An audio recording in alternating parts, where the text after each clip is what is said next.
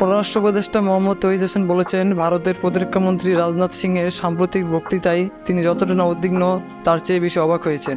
আজ রোববার দুপুরে পররাষ্ট্র মন্ত্রণালয়ে ভারতের প্রতিরক্ষামন্ত্রীর বক্তব্যের প্রতিক্রিয়ায় এই মন্তব্য করেন তৌহিদ হোসেন। পররাষ্ট্র উপদেষ্টা বলেন, এই ধরনের কথা তিনি কেন বললেন এটার কোনো কারণ তিনি খুঁজে পান না। তিনি কোনো অবস্থাতেই মনে করেন না যে ভারতের সঙ্গে বাংলাদেশের যুদ্ধবিগ্রহের কোনো আশঙ্কা আছে। এর আগে ভারতকে শান্তপ্রিয় দেশ উল্লেখ করে প্রতিরক্ষামন্ত্রী রাজনাথ দেশটির সশস্ত্র বাহিনীকে ভবিষ্যৎ যুদ্ধ মোকাবেলার জন্য তৈরি থাকতে বলেন।